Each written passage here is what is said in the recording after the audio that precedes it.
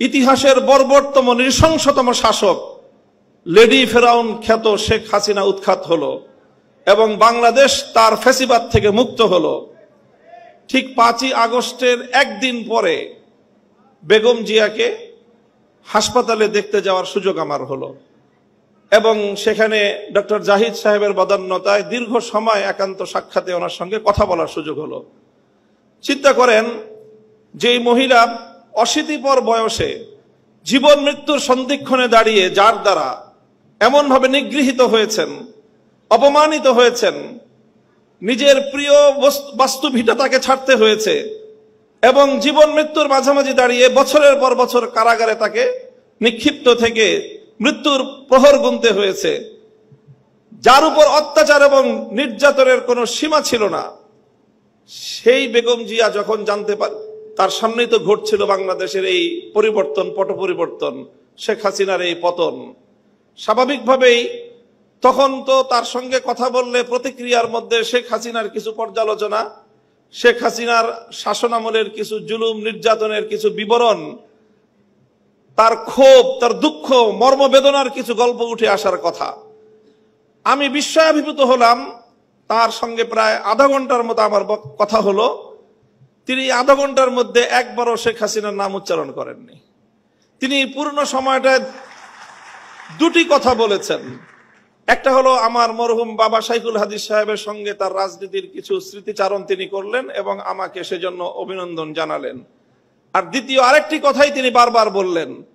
তিনি বললেন যে আপনাদের কথা মানুষ শুনে, আপনারা মানুষকে গিয়ে বলেন, দেশের জনগণকে গিয়ে বলেন, কেউ যেন দেশের সম্পদ নষ্ট না করে। এই সম্পদ তো আমাদের, গণভবন, প্রধানমন্ত্রীর কার্যালয় সহ এই রাষ্ট্র আমাদের।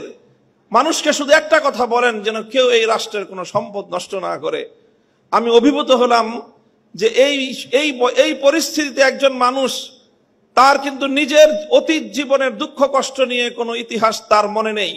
তার শুধু মনে দেশপ্রেম, মানুষের ভালোবাসা, দেশের সম্পদের ভালোবাসা, দেশটা যেন এগিয়ে যেতে পারে। আমি মনে করি যারা জাতীয়তাবাদী রাজনীতি করেন, জাতীয়তাবাদী দলের, আপনাদের সকলের আপনাদের নেত্রী থেকে এই দেশপ্রেমের শিক্ষা গ্রহণ করা উচিত এবং সেভাবেই দেশকে ভালোবেসে দেশকে গঠন করার জন্য আত্মনিয়োগ করা উচিত।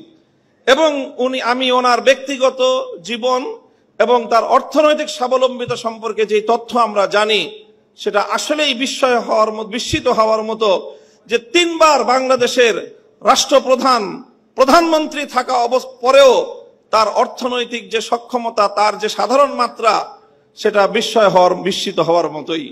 কাজেই সেই চেতনা থেকে, সেই প্রেরণার দ্বারা আপনারা রাজনীতি করবেন, এটা জাতীয়তাবাদী ছাত্র দলের সকল নেতাকর্মীর প্রতি আমার উদাত্ত আহ্বান থাকবে।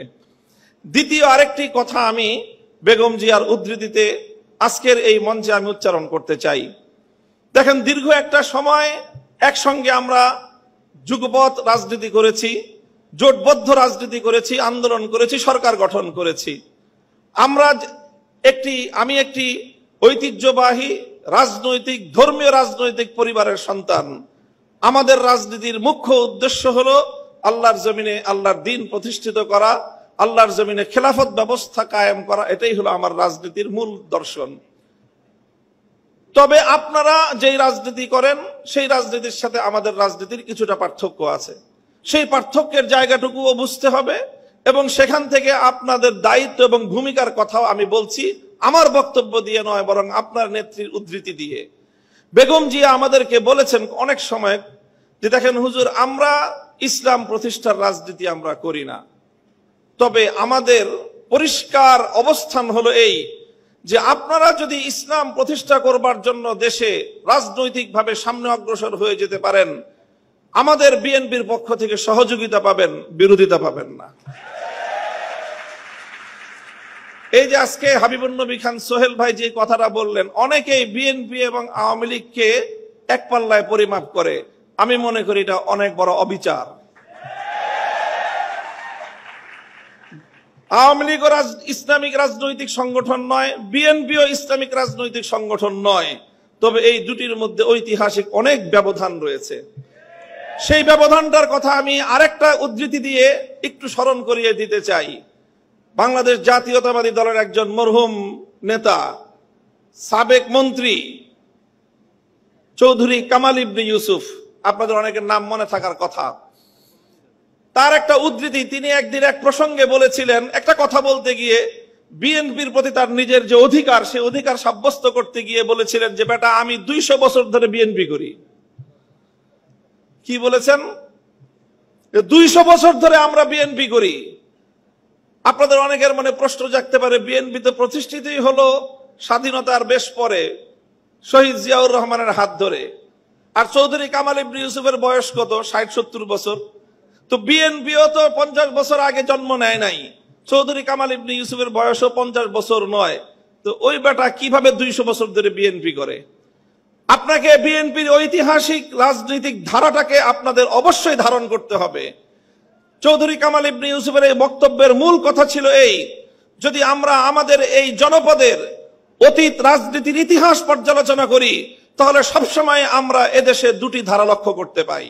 সেই অবিভক্ত ব্রিটিশ আমল থেকে যখন ঢাকা বিশ্ববিদ্যালয় প্রতিষ্ঠার ঘোষণা এসেছিল, যখন ঢাকাকে কেন্দ্র করে পূর্ববঙ্গের উত্থানের ঘোষণা এসেছিল, যখন মুসলিম জাতিসত্তা প্রতিষ্ঠার ঘোষণা এসেছিল, তখন এই বঙ্গ অঞ্চল থেকে কিছু মানুষ তারা ঢাকা বিশ্ববিদ্যালয় প্রতিষ্ঠার বিরোধিতা করেছিল। তারা ঢাকাকে কেন্দ্র করে পূর্ববঙ্গের উত্থানকে ঠেকিয়ে দিতে চেয়েছিল, যারা মুসলিম জাতিসত্তার বিরোধী ছিল। এই ঐতিহাসিক ধারা সেই ব্রিটিশ আমল থেকে চলে এসেছে, আর এই ধারায় এইভাবে দুটি ধারা প্রতিষ্ঠিত হয়েছে, সংঘাত চলেছে, লড়াই চলেছে। একটি ধারা ছিল পূর্ববঙ্গ কেন্দ্রিক এই বাংলাদেশী জাতীয়তাবাদ তথা মুসলিম জাতীয়তাবাদের, মুসলিম জাতিসত্তা গঠনের যে ঐতিহাসিক ধারা, এই ধারার যারা রাজনীতি করে জাতীয়তাবাদী দল বিএনপি সেই ধারারই প্রতিনিধিত্ব করে। কাজে বিএনপিকে যেমন এই কথাটা মনে রাখতে হবে, যারা বিএনপির সমালোচনা করে তাদেরকেও এই কথাটা মনে রাখতে হবে। বিএনপি এবং আওয়ামী লীগ কেউই ইসলামী রাজনীতি করে না, বরং তাদের রাজনৈতিক ভিন্ন দর্শন রয়েছে। ঠিক যেমনি ভাবে আবু জাহাল আর আবু তালেব কেউই কিন্তু ইসলামের পথের অনুসারী ছিলেন না, কিন্তু কেউ যদি আবু তালেব আর আবু জাহেলকে এক পাল্লায় মাপে, তার চেয়ে বড় জালিম আর কেউ হতে পারে না। আমি মনে করি ইসলামী রাজনীতির দৃষ্টিকোণ থেকে বিএনপি আবু তালেবের ভূমিকায়, আর আওয়ামী লীগের আগাগোড়াই ভূমিকা হলো আবু জাহালের ভূমিকা।